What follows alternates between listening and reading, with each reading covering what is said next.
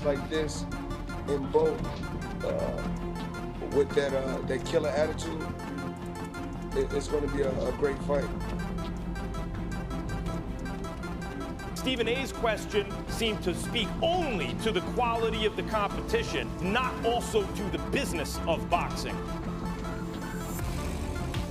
Floyd would be more involved with the fighting aspect. Like, all right, let me come train. Let's train together. Let's do this. Like, yeah, I think it is. They can come and, bro, I appreciate everything that Devin is even reaching out and all the game that he done gave me so far. That's the goal. Nobody can tell me no different about that dude. So, he the GOAT. For sure.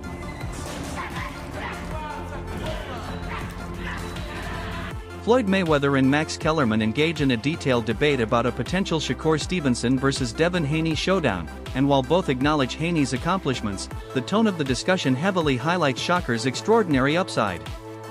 Floyd openly praises Stevenson's natural instincts, defensive awareness, and technical maturity, suggesting that he possesses the raw ingredients of a future undisputed champion. Max echoes that sentiment, describing Shakur as a rare talent whose composure and ring IQ separate him from many fighters of his generation. Rather than framing the fight as simple rivalry, they present it as a collision between two elite technicians at the peak of their mental and physical sharpness. Thrills through the years, excellent top fighter, but not a guy who someone looked at, like you say, maybe Tank has the potential to be #1. Floyd shifts the focus toward the business realities of boxing, explaining that while fans often demand big fights immediately, true success in the sport depends on professional negotiations and proper agreements behind the scenes. He emphasizes that talent alone does not secure super fights. Communication, smart contracts, and mutual understanding between camps are equally important. According to Mayweather, boxing is filled with potential blockbuster matchups, but turning those possibilities into reality requires discipline and strategic management outside the ring. And I talked about this the other day, as far as so many belts, so many champions, but if we can sit down and come to... Max Kellerman carefully analyzes the financial and promotional side of a Stevenson-Haney bout. He calls it a brilliant business opportunity capable of generating massive pay-per-view revenue. From his perspective, the fight would attract both hardcore boxing enthusiasts and casual fans intrigued by the technical contrast. Max suggests that stylistically competitive fights with genuine tension often produce stronger long-term revenue than simple knockout showcases, making this matchup both athletically compelling and commercially powerful. Following him.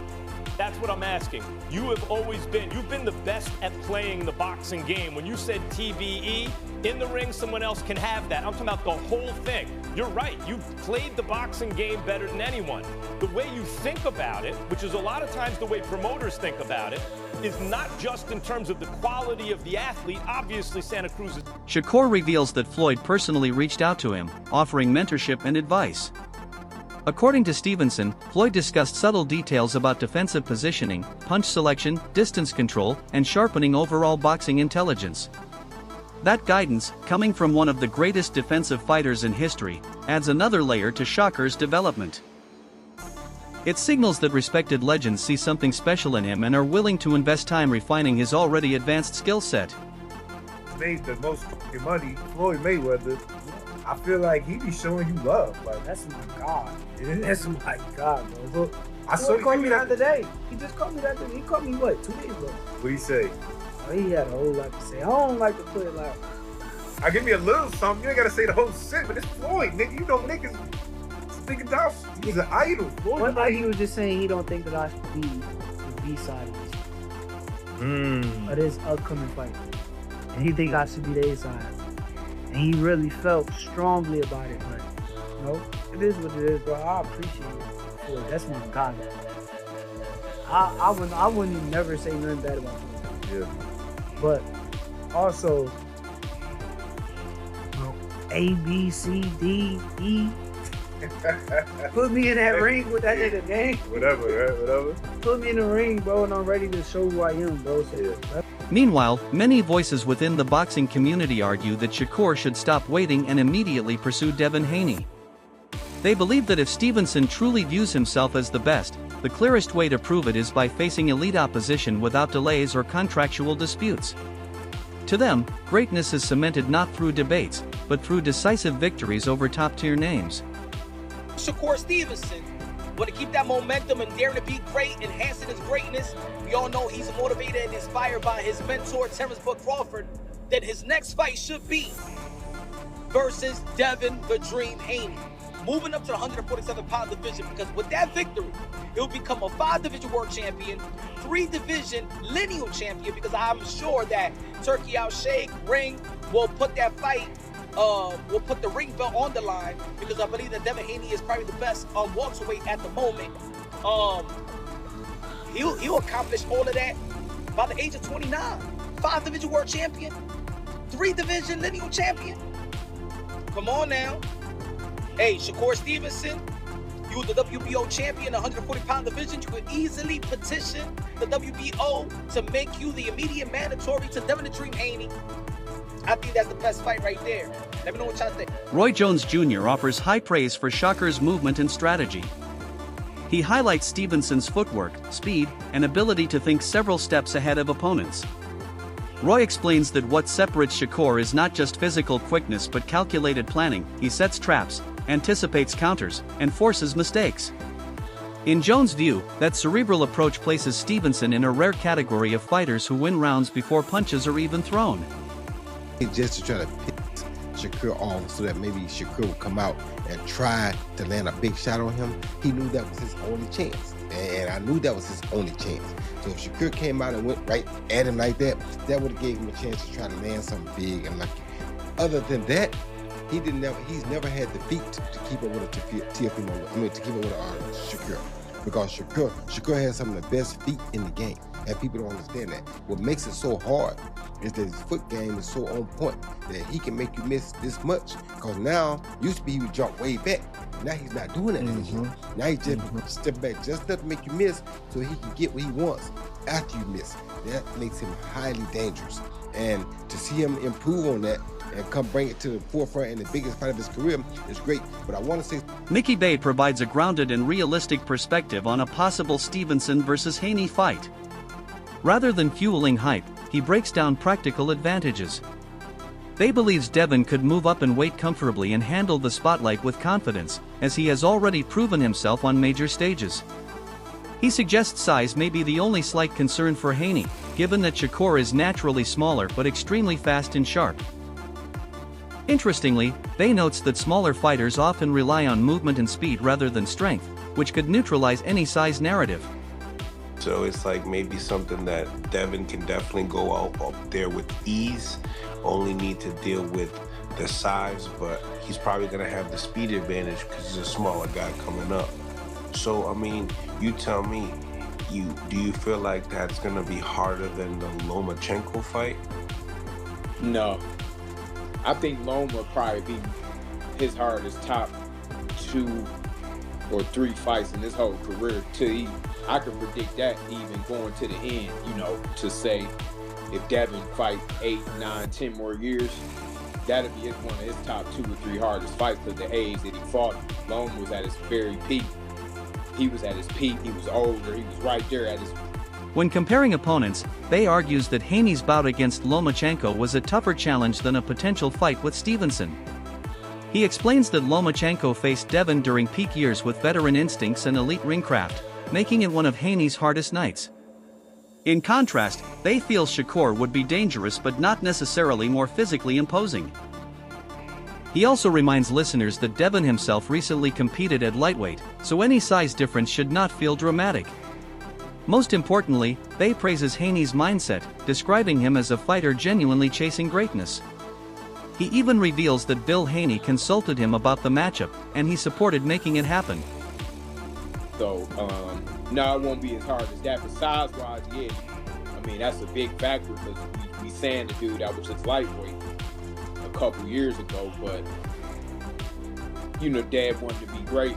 That's just something that's in him. It's only a few dudes like that in boxing right now that really want to do that kind of stuff. So, I mean, he got my blessing in making the fight. Like, Bill did ask me about it maybe a few weeks ago. I don't know how much further it got, but he did ask me what I thought. Like, I'm like, easy work.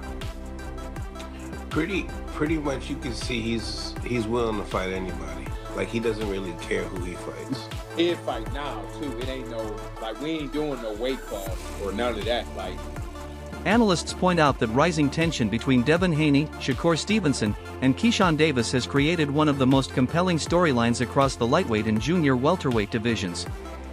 Haney is respected for his discipline, jab, and composure under pressure. At the same time, Shakur firmly believes his skill set surpasses Haney's and that he would outbox him convincingly. The competitive back and forth between camps continues to build anticipation among fans. Haney is a tremendous fighter, but obviously he believes in himself and that he will beat Devin Haney. To that, Devin Haney responded, "I believe you're a tremendous fighter, but I'll beat you." And then Devin Haney stated, "Well, I want to fight your little brother, who is Keyshawn Davis, superstar, WBO former lightweight world champion, who called out Devin Haney and stated because he didn't like how Devin Haney treated him when they was younger, when Shakur brought him around, so on and so forth." So Devin Haney said, "You know something? I want to fight Keyshawn Davis. Keyshawn, let's make it happen. And then you're the little brother, because Shakur and Keyshawn made it abundantly clear they have no interest in fighting each other because of their relationship, although they're not blood." The storyline grows deeper with Haney publicly calling out Keyshawn Davis first. Experts see this as both strategic and personal. Davis carries rising star power and unresolved tension, adding emotional intensity. Since Shakur and Keyshawn share a close relationship and have no interest in fighting each other, Haney targeting Keyshawn could indirectly build toward a future clash with Stevenson. From a business standpoint, analysts credit Haney for showing willingness to negotiate fair terms. However, the rehydration clause remains a sticking point.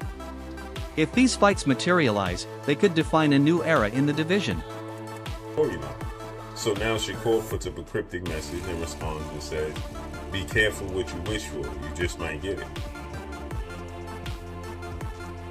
Well, remember, Devin Haney made an offer when he was at 135 to stay at 135 to fight Shakur. Shakur didn't like the offer, which means Devin Haney's more than willing to make the fight.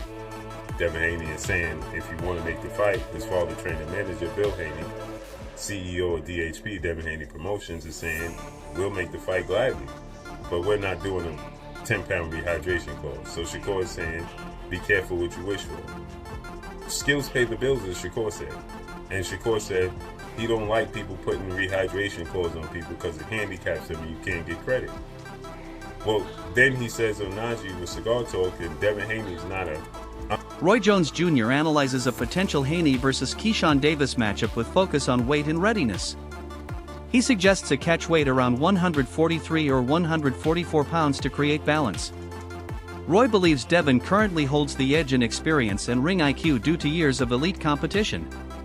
Haney's adaptability under pressure gives him a slight advantage on paper.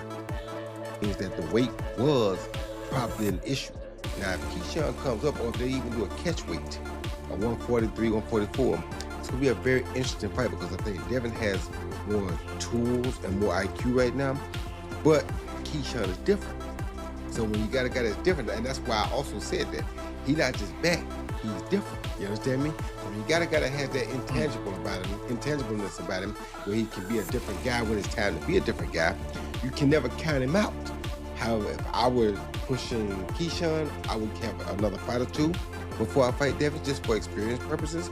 And if I was Devin, I would try to jump on it right now before he gets those couple fights, because the more experience he gets, the harder he's going to become to beat.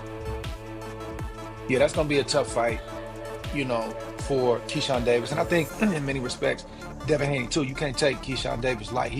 However, Roy warns that Keyshawn possesses unpredictable intangibles that statistics cannot measure. He describes him as capable of shifting rhythm and energy suddenly, which makes him dangerous. Roy advises patience for Keyshawn, recommending further seasoning before such a high-risk challenge. Simultaneously, he suggests Haney should consider acting sooner rather than later, as added experience will only strengthen Keyshawn. Ultimately, Roy views it as a difficult fight that could elevate both careers. Difference is a concern, and it's a fair question. Is he ready now? Is he ready a fight or two from now? But that's the fight really if you really want to have, you want to scream, I'm back. That's the type of fight that you want, because obviously it's in the Turkey Al-Sheikh universe, and that's a fight that's gonna get made. You're gonna make a career high payday. But if you are able to beat Devin Haney, brother, when I say the sky's the limit, the sky is the limit. But that ain't gonna be no easy pickings for both guys. The weight is a concern, but Shakur Stevenson remains widely recognized as one of boxing's most technically gifted fighters. The possibility of facing Conor Benn has intrigued analysts even without official confirmation. Observers note that Stevenson often appears to operate below full intensity, cruising through fights while reading opponents with remarkable precision. His anticipation and defensive awareness allow him to neutralize threats before they fully develop.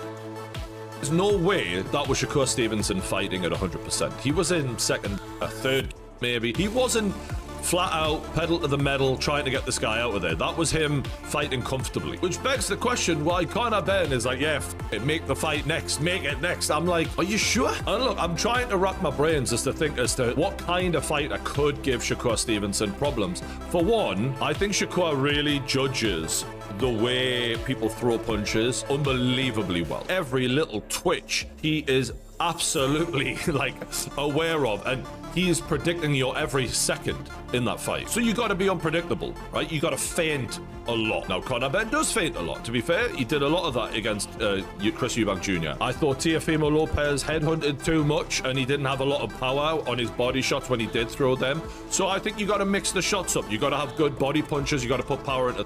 Conor Benn, however, presents a unique test. Analysts argue that his power, especially to the body, combined with effective feints and unpredictability, could challenge Shakur differently than past opponents. Unlike fighters who struggled to match Stevenson's speed and technique, Benn's aggression and tactical variation might create brief openings. Comparisons to Ryan Garcia further complicate matchmaking discussions, as Garcia's flashes of brilliance contrast with inconsistency. Ultimately, experts agree that beating Shakur requires not just strength, but strategic creativity. Wrong for him, he wasn't too quick for me. When someone's that technically gifted, you're going to need something to equalize it. You could argue Conor Benn is going to hit harder than Shakur Stevenson. I think that stands to reason, he does. So maybe, and I'm just, before people think that this is what I think is going to be the reason for why Conor Benn wins the fight, just calm down in the comments before you get on my... But I'm just trying to like go there and think, what are you saying? Because right now, most fighters should be saying, I'm gonna stay the fuck away from Shakur Stevenson. But let's take a look at Ryan Garcia as a potential opponent for Conor Benn and figure out which direction he really should go in here. Obviously, we all remember the Devin Haney fight where he rocked Devin Haney constantly throughout that fight. But the fight after that was a million miles away from that performance. I honestly don't know what the was up with Ryan Garcia in this fight. He was tentative, he got dropped in the... Following the WBC stripping Stevenson of his 135-pound title, insiders have debated both the decision and his future path. Despite losing the belt administratively, Shakur's skill set remains unquestioned. His ability to anticipate punches, dictate pace, and maintain precision even at moderate intensity keeps him among the division's elite. Many see him as a prime target for fighters seeking credibility. Big fights, and this could be the final hurdle to a big fight. But this is a big hurdle. Telling you, remember I said it, this is a big, I might even do a separate video on this. Because again, I think a lot of people maybe don't know, Figueroa has come from boxing stock. This guy's been doing it a while, he's not damaged goods, and again, he's only lost to Stephen Fulton. Do you know what I mean? And look at some of the names I read off that he's beaten. Experienced names, guys that have fought other guys that were good fights. It's not easy. All right, Shakur Stevenson, last WBC, and responds to being stripped of a 135-pound title. This is a bit wild. This is a bit wild. And the reason it's a bit wild, there's so many different reasons actually. But one of the biggest reasons is that Shakur has always said, I want to go up to fight Teo, but I want to come back down to 135. So basically, he's almost telling the WBC, let me go up there, I will come back. The controversy surrounding the WBC's enforcement of Rule 7.3, requiring a 50% sanctioning fee even when the belt was not contested, sparked criticism. Stevenson had expressed interest in moving up temporarily for bigger opportunities before returning to lightweight, but bureaucratic restrictions created tension. Still, his ambition remains clear. Potential matchups with Josh Kelly, Ryan Garcia, Devin Haney, and Rolly Romero reflect his pursuit of unification and legacy-defining fights. Analysts agree that with his technical brilliance and calculated career moves, Stevenson remains firmly positioned among boxing's modern elite.